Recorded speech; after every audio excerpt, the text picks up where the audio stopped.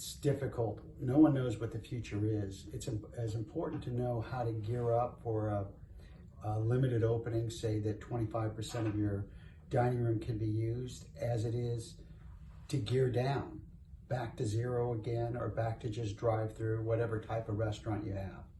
If no one knows what 50% open is, no one knows what your revenue will be at 100%. Where are you relative to the same time last year? It probably won't be the same. People's dining habits are changing. People's the patterns are changing of how they spend their money.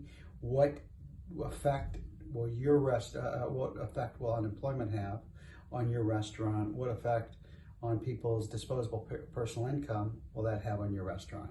So the one thing that you can do is create multiple scenarios so you can move very quickly that are fluid and flexible.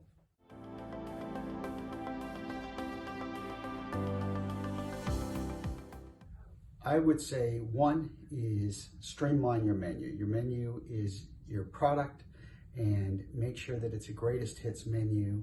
Try to have the items that drive the most traffic on your PMix available, and the rest of them you probably don't need. Make it as efficient as possible for the kitchens to operate.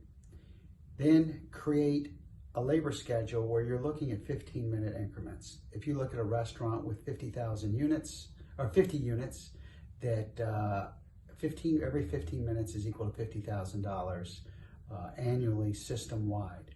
So anybody that could come in at 10 could probably come in at 10:15, and again, system-wide, that's $50,000 of labor expense.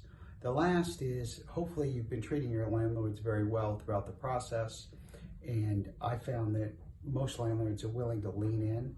There's 10%, 5% that won't or can't, but most of them are having their are going to their banks, and their banks are working with them. So try to get as much deferred as possible.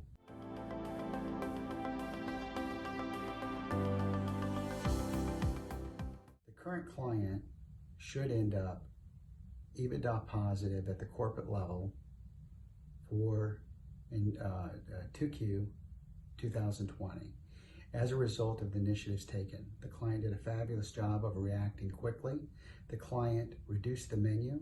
The client instituted new labor scheduling templates that were based on 15-minute increments, which reduced the unit level labor from approximately 32% down to 25 to 26% at the unit level.